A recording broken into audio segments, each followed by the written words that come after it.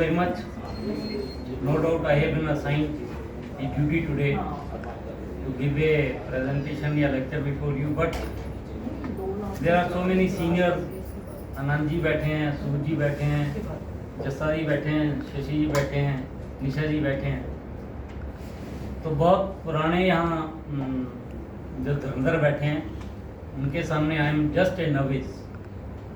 मतलब I am a small baby in this line because I join this insurance company in April 2018।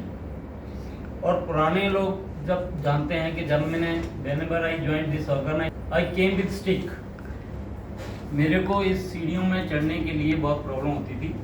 मेरे manager उसमें अमन होते थे, एक फ्री होम मेरे फ्रेंड थे, या मेरे एक भांजा ही, मेरे को मामा ही बोलते थे, उनके through I was introduce in this industry.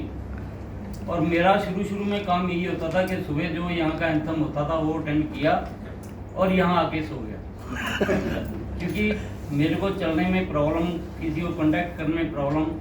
मेरे को मेरा मैनेजर सीढ़ियाँ पकड़ के ऊपर लेके आता था, घर से लाता था, सीढ़ियाँ के साथ ही पकड़ के वो नीचे उतारता था। वैसे ही मेरे को एग्जामिनेशन हॉल में लेके गया।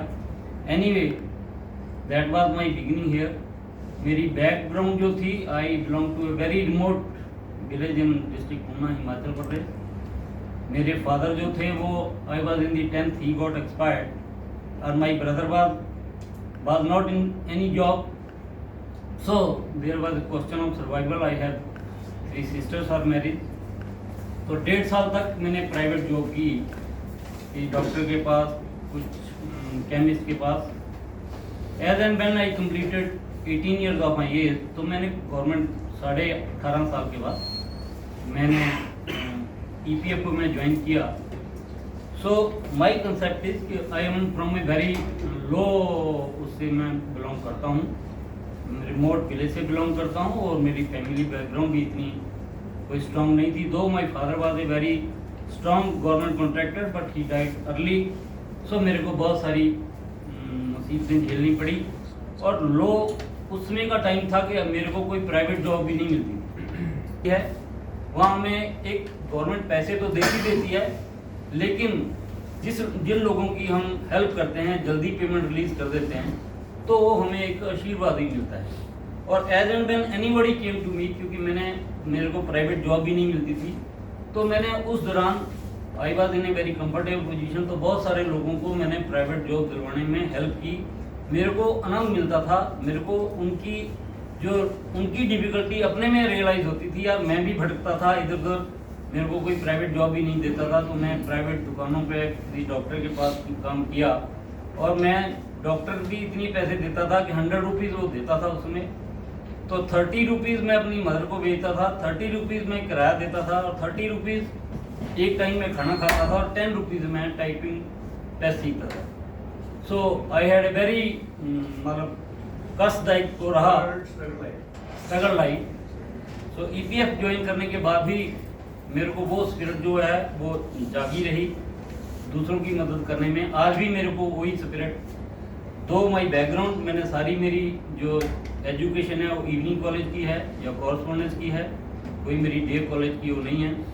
BA इवनिंग कॉलेज से की, और MA इवनिंग कॉलेज से की, और लॉ इवनिंग कॉलेज से की। उसमें भी मैं 17 सेक्टर ऑफिस में पैदल यूनिवर्सिटी जाता था, पंजाब यूनिवर्सिटी में पैदल, फिर वापस 22 सेक्टर में रहता था, पैदल ही आता था। आके खाना लंगड़े लुगड़े भी अब यहाँ आके इंश्योरेंस बेचेंगे। Anyway I was used to bear all these comments, because मैं सोशल उससे आया था, तरह के कमेंट्स, क्योंकि यूनियंस में किसी का काम हो तो थैंक यू करने नहीं आएगा, जिसका नहीं होगा वो झंडा लेके खड़ा हो जाएगा। तो आई यूज्ड टू दिस। सो मैंने अपना कॉन्फिडेंस बनाए रखा। शुरू में जब मैं थोड़ा सा ठीक हुआ तो लोगों को कांटेक्ट करना शुरू किया। तो साथियों, इस इंश्योरेंस इंडस्ट्री में भी मैंने ये पाया कि जो काम मैं वहाँ लोगों की भलाई के लिए करता था, वो नोबल काम यहाँ भी है। अगर हम एक भी आदमी की किसी लाइफ के लिए, किसी की लाइफ में बाधा डाल पाएंगे, अगर किसी की लाइफ में कुछ भी इंक्रीज कर पाएंगे, अगर उनकी मुसीबत में अगर उनके हमारा थोड़े से भी गाइडेंस काम आई, तो हमारा जो जो मेन पर्पस है दैट इज फुलफिल्ड। तो आज का जो मेरे को टॉपिक दिया गया है, देयर आर वैरायटी ऑफ, मैंने जो टॉपिक आज का जो तैयार किया है अपने सीनियर्स ने, जैसे अनंत साहब ने, बीना मैम ने, जस्सी साहब ने, या हमारे ये थे दहिया जी, मोनिका मैडम हैं, इन्होंने बहुत अच्छे वो दिया, उसके बेस पे ही मैंने अपना वो तैयार किया है, या छोटा मोटा जो मेरा यहाँ का एक्सपीरियंस रहा है। अभी थोड़ा सा मैं ठीक हुआ हूँ तो एक्टिवली थोड़ा बहुत काम करने लगा हूँ। 2 साल 1.5 साल 2.5 साल तो मेरा कोई ऐसा काम नहीं था, क्योंकि I was not in A health wise से अच्छा नहीं। तो साथियों, इंश्योरेंस के लिए हमें क्या करना चाहिए कि इंश्योरेंस का रूल ये बोलता है कि हमारे पास रॉ मटेरियल प्रॉपर होना चाहिए। किसी भी बिजनेस में आप चाहे एडवोकेट हैं, या चाहे डॉक्टर हैं, या कोई दुकानदार है, या कोई आर्किटेक्ट है, या कोई सीए है, जब तक उसके पास रॉ मटेरियल नहीं होगा, जब तक तो उसके पास क्लाइंटेनेज नहीं होगी, तो उसका काम आगे नहीं बढ़ पाएगा। लेकिन इसमें एक भी और भी बात जरूरी है कि हमें अपने आप को परफेक्शन एक ट्रेन होना चाहिए। हम कभी भी किसी डॉक्टर के पास जाते हैं, किसी एडवोकेट को जाते हैं, तो पहले उसकी हम स्टैंडिंग देखते हैं, यार ये मेरा केस जिता भी पाएगा। उसमें हम पैसे की ओर नहीं देखते कि यार पैसे ये कम लेगा ज़्यादा लेगा। कभी भी कोई भी एडवोकेट करते समय जो रेशो क्या है, मतलब कितने की ये रिजल्ट देता है। सिमिलरली किसी भी हॉक के पास, डॉक्टर के पास भी जाते हैं, हम ये नहीं कहते यार ऐसे तो केमिस्ट से भी दवाई ले सकते हैं। जब भी हम जाते हैं, हमारी लाइफ का सवाल होता है, तो किसी प्रोफेशनल के पास जाते हैं, अच्छे से अच्छे डॉक्टर के पास जाते हैं जो कि हमें सही गाइडेंस दे पाए। सिमिलरली हमारा जो प्रोफेशन है, हमें जब भी फील्ड में निकले तो we should be fully equipped with the raw material, और हमारा नॉलेज जो है वो बहुत पूरा परफेक्ट होना चाहिए, एक्यूरेट होना चाहिए। हम जब भी किसी डॉक्टर को या वकील को कहें कि सर हम केस डिस्कस करने आए हैं, और डॉक्टर के मैं तो यार अपने सीनियर को कंसल्ट करता हूँ, एडवोकेट के यार मैं तो अपने सीनियर से बात करता हूँ, तो कहता है यार इसको खुद ही नहीं पता तो मेरे को क्या गाइड करेगा। आर्किटेक्ट के पास जाएं या हम सीए के पास जाएं, कहेंगे यार मैं तो अपने सीनियर से बात करके फिर आपको I will revert back. Similarly अगर किसी भी के पास जाना है, एक तो कभी भी मिसगाइड नहीं करना, ये first rule should be there कि कभी भी आप जो भी बताओ सच बताओ, प्रोडक्ट आपका बिके, प्रोडक्ट आपका ना बिके। ये ना हो कि हम कोई प्रोडक्ट दे के आ जाएं और कल को वो हमें तो गाली देगा, हमारे प्रोफेशन को भी गाली देगा, हमारे बाद जब दूसरा जाएगा तो उसको वो अपने घर भी बनने नहीं देगा। वो कहेगा यार एक आया था मेरे को गलत समझा के चला गया, मेरे तो घाटा पड़ गया। तो कभी भी किसी को मिसगाइड करने की कोशिश नहीं करनी चाहिए। हमारा रूल जो है, चाहे हम किसी को इंश्योरेंस दे पाएँ या इंश्योरेंस ना दे पाएँ, हमारा काम सिर्फ उसको बताना है, उस तक अपनी फीलिंग बताना है, उस तक उसका कभी भी प्रोडक्ट को बेचने की कोशिश नहीं करनी चाहिए, थोपने की बेचत नहीं करनी चाहिए। हमें उसको सोल्यूशन देना चाहिए, उसको सोल्यूशन भेजना चाहिए, उसकी बैकग्राउंड को समझ के भी उसका क्या काम करता है, कितने उसके बच्चे हैं, क्या उसकी रिक्वायरमेंट है, क्या उसमें वीकनेस है। कभी भी जब भी इंश्योरेंस बेचने जाओ तो उसको सोल्यूशन दे के आओ, ना कि आप इंश्योरेंस उस पर थोप के आओ। थोड़ा जाओ, चाहे आपका दोस्त है चाहे वो रिलेटिव है, उसको अपनी वीकनेस कभी मत बताना, यार मेरा तो कंटेस्ट चल रहा है, मेरे तो इतना 2 लाख शॉर्ट है, अगर आप 2 लाख दे दोगे तो मेरा काम चल जाएगा।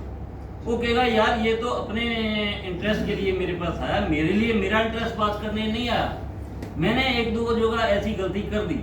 मेरे बहुत ही क्लोज दोस्त थे, उनको मैंने बोला यार मेरा तो यहाँ का कंटेस्ट है, 2 लाख मेरे शॉर्ट पड़ता है, अगर 1 लाख तू दे देगा, 1 लाख मैं किसी और से करता हूँ, तो 2 लाख में मेरा कंटेस्ट हो जाएगा। उसने वही बात पकड़ ली, कह रहे शर्मा जी आपको ना अपना सिंगापुर दिख रहा है ना, आप मेरे को कोई सजेशन नहीं देने आए हो। तो अल्टीमेटली दैट और बात नेवर मैच्योर, मैं मंगा के दूंगा।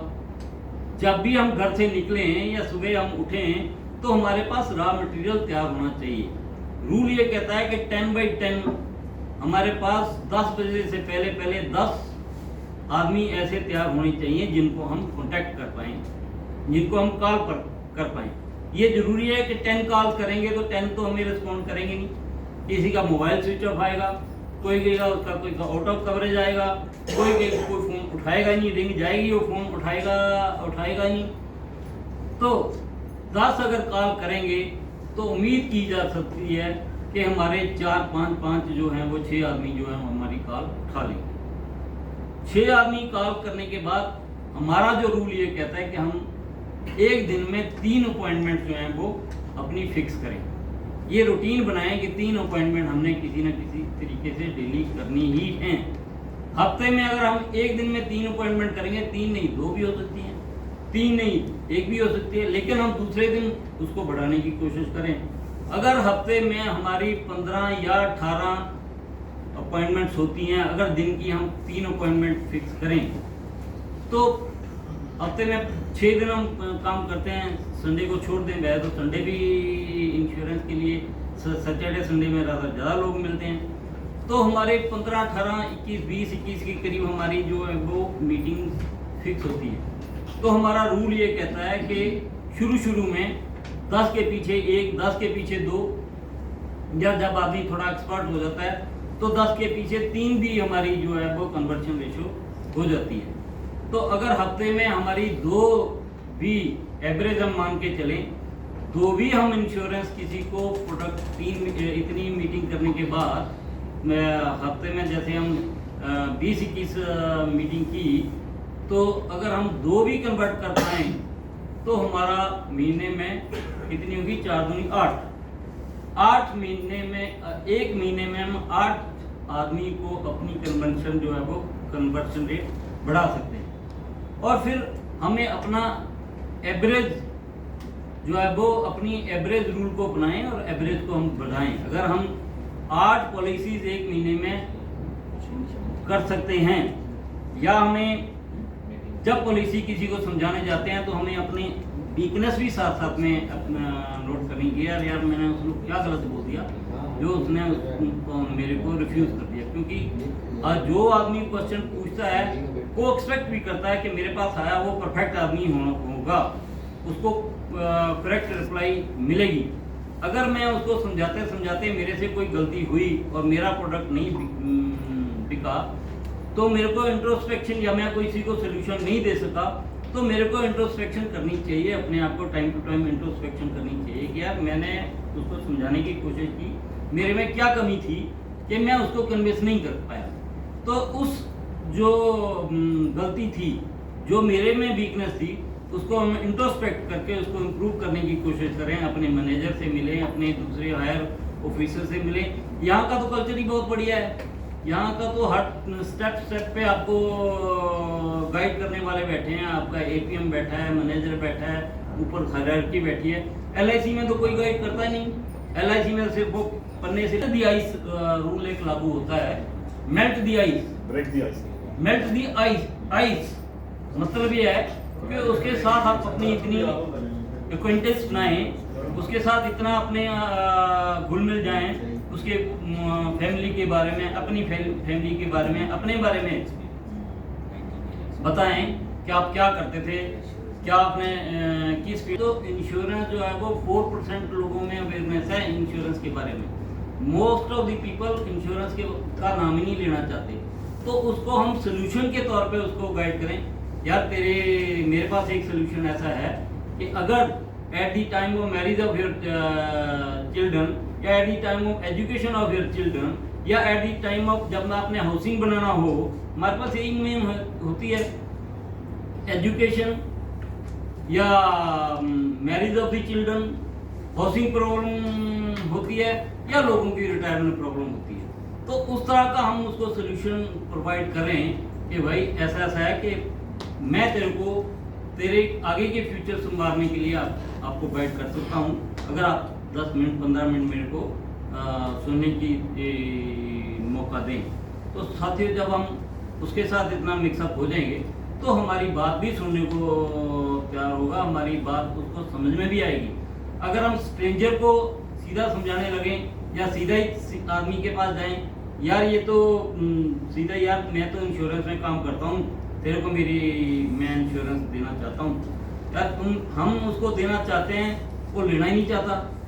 उसमें उसके हस्बैंड को देके, वाइफ को देके, बच्चों को देके, तो एक घर से हम 7 पॉलिसीज जो हैं वो भेज सकते हैं, प्रोवाइडेड कि हमने उनको पहले जो सोल्यूशन दिया वो करेक्ट सोल्यूशन दिया है, उनको चीट नहीं किया। अगर तब आपको उसके बाद लाइफ कवर देगा, या एक टर्म प्लान में लोगों का इंटरेस्ट नहीं होता। टर्म प्लान में ये सोचते हैं यार मेरे को क्या मिलेगा। यही तो ऐसे कंजर्वेटिव लोग हैं, कहते हैं यार मरने के बाद तो स्वर्ग किसने देखा, बच्चों के बारे में मैं क्यों सोचूं, मैं जिंदे जी बैठा हूं तो मेरे को क्या मिलेगा ये बताओ। तो टर्म प्लान में भी बहुत कम लोग विश्वास करते थे। और कंजर्वेटिव आदमी जो हैं वो आज भी LIC का नाम लेते हैं। हम भी कहता हूँ, मैं खुद कहता हूँ कि हम भी इस एज में हैं, 67 प्लस मेरी एज है, तो हम भी ये मैक्स वगैरह किसी के बारे का नाम सुनते ही नहीं थे। लेकिन आज की तारीख में ये है कि मैक्स का नाम बिकता है। जो नए लोग हैं, जो IT प्रोफेशनल लोग हैं, बच्चे हैं, डॉक्टर्स हैं, वो मैक्स को ज़्यादा प्रेफर करते हैं, वो LIC को प्रेफर नहीं करते, क्योंकि LIC में भी बहुत सारी चीटिंग है। LIC में क्या था पहले कि लोग पैसे ले लेते थे और 3-3 साल उनकी किस्तें नहीं जमा कराते थे, और लोगों का नाम जो है वो नए लड़कों में बहुत ज़्यादा प्रचलित है, बहुत उसको ब्रांड जो है वो बिकता है। तो जब भी हम किसी प्रोस्पेक्टस के पास जाएं तो हमारे साथ कंपनी की पीछे 300 के से ज़्यादा ब्रांचेस हैं, और 1 करोड़ लाख से ज़्यादा हमारा असेट अंडर मैनेजमेंट है। और जो रेशो होती है क्या कहते हैं सारी है 2.61% है, तो जबकि मिनिमम 1.5% होनी चाहिए। तो मैक्स एक बहुत बड़ा ब्रांड है। मैं पीछे किसी डॉक्टर को पास गया यहाँ जनरल हॉस्पिटल सेक्टर 6 में, तो डॉक्टर कहती वो लेडी थी, कहती मेरे को तो मैक्स का ही मेडिकल का भी लेना है और लाइफ का भी मेडिकल का लेना है। मेरा कहने का अभिप्राय है कि हमारे आज की तारीख में मैक्स का ब्रांड जो है बहुत ही हाई रेशो पे है, हाई रेट पे है, इन लोगों में इसकी रेस्पेक्ट है दूसरी कंपनियों की बजाय, प्रोवाइडेड कि हम किसी के साथ चीटिंग ना करें, मिससेलिंग ना करें। प्रोस्पेक्टस के बारे में मैंने बता दिया, प्रोस्पेक्टस का रेफरेंस दिया और हम मिलने चले गए, तो बताओ वो कहेगा यार मेरे को तो याद मैंने कवर कर दिया है। हाँ, दूसरा यह है कि गुरु नानक देव जी का एक टीचिंग थी कि कीर्त करो, जप करो, नाम जपो, ये नीचे वाला है कीर्त करो और बंद के छको। कहने का चलो ये है कि ਅਸੀਂ नेक नीति नाल अपनी मेहनत करिए, अपनी नेक नीति नाल अपना काम करिए, ਕੰਮ ਕਰਨ ਤੋਂ ਬਾਅਦ ਰੱਬ ਦਾ ਨਾਮ ਲਈਏ, ਰੱਬ ਦਾ ਨਾਮ ਲੈ ਕੇ ਅਗਰ ਅਸੀਂ ਵੰਡ ਕੇ ਛਕਾਂਗੇ ਤੇ ਸਾਡੇ 'ਚ ਬਰਕਤ ਪਏਗੀ। ਸਾਡਾ ਲਾਫ ਐਵਰੇਜ ਅਸੀਂ ਟਾਈਮ ਟੂ ਟਾਈਮ ਇਨਕਰੀਜ਼ ਕਰਾਂਗੇ, ਕਿਉਂਕਿ ਜਿੰਨਾ ਅਸੀਂ ਇੰਟਰੈਕਸ਼ਨ ਲੋਕਾਂ ਦੇ ਵਿੱਚ ਕਰਾਂਗੇ, ਜਿੰਨਾ ਆਪਣੀਆਂ ਗਲਤੀਆਂ ਨੂੰ ਇੰਪਰੂਵ ਕਰਾਂਗੇ, ਅਸੀਂ ਆਪਣੇ ਲਾਫ ਐਵਰੇਜ ਨੂੰ ਇਨਕਰੀਜ਼ ਕਰਾਂਗੇ ਤੇ ਸਾਡੇ 'ਚ ਪਰਫੈਕਸ਼ਨ ਆਂਦੀ ਜਾਣੀ ਹੈ। ਜਦੋਂ ਸਾਡੇ 'ਚ ਪਰਫੈਕਸ਼ਨ ਆ ਗਈ, ਹੁਣ ਅੱਜ ਸਾਨੂੰ ਜ਼ਿਆਦਾ ਮਿਹਨਤ ਕਰਨੀ ਪੈਂਦੀ ਹੈ, ਕਿਉਂਕਿ ਅਸੀਂ ਅਨਾੜੀਆਂ ਜਿਨ੍ਹਾਂ ਬੰਦਿਆਂ ਨੂੰ ਲਰਨ ਨਹੀਂ ਕੀਤਾ ਉਹਨਾਂ ਨੂੰ ਜ਼ਿਆਦਾ ਮਿਹਨਤ ਕਰਨੀ ਪੈਂਦੀ ਹੈ। ਜਿੱਥੇ ਅਸੀਂ ਕਿਤੇ ਸਟੰਬਲ ਕਰਦੇ ਹਾਂ ਫਿਰ ਉਹਦੇ 'ਤੇ ਸੋਚਣਾ ਪੈਂਦਾ ਹੈ, ਗਾਈਡੈਂਸ ਲੈਣੀ ਪੈਂਦੀ ਹੈ। ਜਦੋਂ ਸਾਨੂੰ ਸਾਡੇ ਪਰਫੈਕਸ਼ਨ ਆਉਂਦੀ ਜਾਏਗੀ, ਜਦੋਂ ਸਾਡਾ ਰਾ ਮਟੀਰੀਅਲ ਹੋਰ ਵੱਧਦਾ ਜਾਏਗਾ, ਸਾਡੀ ਪਬਲਿਸਿਟੀ ਹੋਰ ਵਧੇਗੀ, ਲੋਕਾਂ ਕੋਲ ਜਾਣ ਦੀ ਬਜਾਏ ਉਹ ਸਾਡੇ ਕੋਲ ਆਉਣਾ ਸ਼ੁਰੂ ਹੋਣਗੇ, ਔਰ ਫਿਰ ਸਾਡਾ ਕੰਮ ਜਿਹੜਾ ਹੈ ਮਿਹਨਤ ਘੱਟ ਤੇ ਰਿਜ਼ਲਟਸ ਜ਼ਿਆਦਾ ਆਉਣਗੇ। ਇਸ ਸਿਚੁਏਸ਼ਨ 'ਤੇ ਅਸੀਂ ਪਹੁੰਚ ਸਕਦੇ ਹਾਂ। ਸਾਥੀਓ, ਅਸੀਂ ਜਦੋਂ ਵੀ ਪ੍ਰੋਸਪੈਕਟ ਕੋਲ ਜਾਈਏ ਤੇ ਆਪਾਂ ਉਹਨੂੰ ਬੈਸਟ ਆਫ ਦੀ ਬੈਸਟ, ਜਿਵੇਂ ਕ੍ਰਿਕਟ ਦਾ ਖਿਡਾਰੀ ਹੁੰਦਾ ਹੈ, ਉਹ ਜਦੋਂ ਮੈਦਾਨ 'ਚ ਹੁੰਦਾ ਹੈ ਆਪਣੀ ਪਰਫੈਕਸ਼ਨ ਦੇਣ ਦੀ ਕੋਸ਼ਿਸ਼ ਕਰਦਾ ਹੈ। ਉਹ ਸਕੋਰਬੋਰਡ ਵੀ ਦੇਖਦਾ ਹੈ ਕਿ ਮੇਰਾ ਸਕੋਰਬੋਰਡ ਕਿੰਨਾ ਹੈ। ਅਸੀਂ ਇਹ ਵੀ ਦੇਖਦੇ ਹਾਂ ਕਿ ਆਪਾਂ ਸਾਡੇ ਕੋਲ ਕਿੰਨੇ ਰਾ ਮਟੀਰੀਅਲ ਹੈ, ਔਰ ਸਾਡਾ ਜੋ ਕਸਟਮਰ ਹੈ ਉਹਨੂੰ ਬੈਸਟ ਆਫ ਦੀ ਬੈਸਟ ਦੇਣ ਦੀ ਕੋਸ਼ਿਸ਼ ਕਰਨੀ ਚਾਹੀਦੀ ਹੈ। ਕਿਉਂਕਿ ਜਿਹੜਾ ਬੋਲਰ ਹੈ ਉਹ ਵਿਕਟ ਕੀਪਰ ਦਾ ਵੀ ਖਿਆਲ ਕਰਦਾ ਹੈ, ਉਹ ਟੈਸਟ ਪਲੇਅਰ ਦਾ ਵੀ ਖਿਆਲ ਕਰਦਾ ਹੈ ਕਿ ਸਾਡੇ ਵਿਕਟ ਕੀਪਰ ਜਿਹੜੇ ਆ, ਸਾਡੇ ਜਿਹੜੇ ਟੈਸਟ ਦੇ ਉਹ ਹੈ ਉਹ ਸਾਡੇ client most of the cases ਦੇ ਵਿੱਚ ਲੋ ਪੇਡ ਬੰਦਿਆਂ ਦੀ ਮੈਂ ਪਾਲਿਸੀ ਕੀਤੀ ਆ। ਹਾਲਾਂਕਿ ਮੈਨੂੰ ਦਿੱਕਤ ਆਈ ਅੰਡਰਰਾਈਟਿੰਗ ਜੋ 6-7 ਕੇਸ ਫਸ ਗਏ। ਪਹਿਲੇ ਕਹਿ ਚੁੱਕਿਆ ਕਿ ਮੇਰੇ ਤੋਂ ਬਹੁਤ ਹੀ ਸੀਨੀਅਰ ਬੰਦੇ ਬੈਠੇ हैं, हाँ जूनियर भी बैठे हैं। हो सकता है इन्होंने थोड़ा बहुत मेरे ਉਹਦੇ ਤੇ ਮਿਲਿਆ ਹੋਵੇ, लेकिन सीनियर्स ਦੇ ਹੁੰਦੇ मैं कुछ एक प्रेजेंट कर पाया। मक्कड़ साहब बैठे हैं, साढ़े द्रोणाचार्य जी, ये साढ़े वास्ते बड़ी बड़ी इंस्पिरेशन है। अगर ये काम कर सकते हैं इस एज ਦੇ ਵਿੱਚ। और सब तो बड़ी गल एक होर मैं ਤੁਹਾਨੂੰ ਦੱਸਾਂ कि इस प्रोफैशन ਦੇ ਵਿੱਚ डिस्करेजमेंट बहुत है। बहुत बंदे ਜਿਹੜੇ हैं मेरे अपने रिलेटिव, मेरे अपने भांजे जो कनेडा च हाई प्रोफाइल ਉਹਦਾ ਲਾ ਦੀ ਫਰਮ ਹੈ, ਜਾਂ ਮੇਰੇ ਆਪਣੇ ਰਿਲੇਟਿਵ ਸ਼ਰਮਾ ਜੀ ਕਿੱਥੇ ਫਸ ਗਏ ਹੋ ਤੁਸੀਂ, ਮਾਮਾ ਜੀ ਤੁਸੀਂ ਕਿਹੜਾ ਕੰਮ ਫੜ ਲਿਆ। ਮੈਂ ਤੁਸੀਂ ਤੁਹਾਡੀ ਏਡੀ ਵੱਡੀ ਪੋਜੀਸ਼ਨ ਸੀ, ਅਫਸਰ ਵੀ ਤੁਹਾਡੇ ਤੋਂ ਡਰਦੇ ਸੀ, ਤੁਸੀਂ ਆਲ ਇੰਡੀਆ ਦੇ ਲੀਡਰ ਸੀ, ਕਿਹੜਾ ਕੰਮ ਫੜ ਲਿਆ। ਕਈ ਇੱਕ ਬੰਦਾ ਮੈਨੂੰ ਮਿਊਚੁਅਲ ਫੰਡ ਵਾਲਾ ਮਿਲਿਆ, ਮੇਰਾ ਕਿਰਾਏਦਾਰ ਸੀ ਮਕਾਨ 'ਚ। ਮੈਂ ਕਿਹਾ ਜੈਨ ਸਾਹਿਬ ਮੈਨੂੰ ਕੋਈ ਸੁਜੈਸਟ ਕਰੋ, ਮੈਂ ਮੈਕਸ ਲਾਈਨ। ਉਹ ਸ਼ਰਮਾ ਜੀ ਕਿਹੜਾ ਲਾਈਨ ਫੜ ਲਈ ਤੁਸੀਂ, 6 ਮਹੀਨੇ ਬਾਅਦ ਤਾਂ ਤੁਸੀਂ ਇਹਨੂੰ ਖੁਦ ਹੀ ਕਹਿਣ ਲੱਗ ਜਾਊਗਾ ਮੈਂ ਕਿੱਥੇ ਫਸ ਗਿਆ। ਸੋ ਸਾਥੀਓ, ਪਰਸਿਸਟੈਂਸ ਇਜ਼ ਵੈਰੀ ਨੈਸੈਸਰੀ। ਹਰ ਬੰਦਾ ਤੁਹਾਨੂੰ ਨਾ ਤੁਹਾਡੀਆਂ ਲੈਗ ਖਿੱਚਣ, ਮੇਰੇ ਆਪਣੇ ਫਰੈਂਡ कजन वगैरह, मतलब इनसबॉर्डिनेशन और सबॉर्डिनेशन बहुत होती है। अगर एक जब भी ऊपर है आपसे तो समझता है ये तो मेरा गुलाम ही है, ये 10 मिनट लेट कैसे आ गया, मैं इसकी कैसे चलाई क्यों करूँ। लेकिन यहाँ तो हर सीनियर ऑफिसर जो है वो हमारे साथ इकट्ठा खाना खाते हैं, इकट्ठा मिलते हैं। They never make us to feel कि भाई हम सीनियर हैं।